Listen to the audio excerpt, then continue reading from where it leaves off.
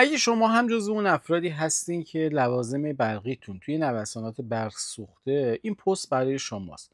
چون توی این پست براتون روشی رو میگم که اگر اون رو انجامش بدین 100% مانع سوختن تجهیزات برقیتون مثل یخچال، فریزر، تلویزیون و یا تجهیزات دیگه‌تون میشه. برخلاف تفکر خیلی ها که میگن برق وقتی وصل میشه باعث سوختن وسایل میشه، بیشترین تأثیر سوختن تو زمان قطع برق هستش.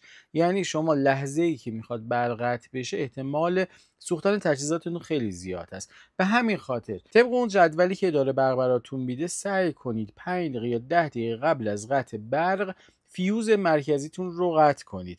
تو این حالت لحظه‌ای که میخوان کلید در واقع قطع اون منطقه رو بزنن دیگه شما مشکلی با سوختن تجهیزات نخواهید داشت. حالا وقتی مثلا بعد 2 ساعت قرار هستش که برق رو وصلش کنن، شما 5 دقیقه بعد اون یا 10 دقیقه بعد از اون فیوزتون رو فعالش کنید و تجهیزاتتون رو روشن کنید. تو این حالت تو لحظه‌ای که برق قطع میشه شما با خطر اون کلید زنی روبرو نیستین و زمانی هم که برق وصل میشه تو اون اصطلاحاً اضافه باری و ولتاژ بالاتر مصون میمونید. این روش رو امتحانش کنید، حتما مشکل سوختن تجهیزاتتون رفع میشه و لازم نیستش که هزینه‌های هنگفت برای سوختن تجهیزاتتون و یا خرید تجهیزات جانبی دیگه داشته باشید.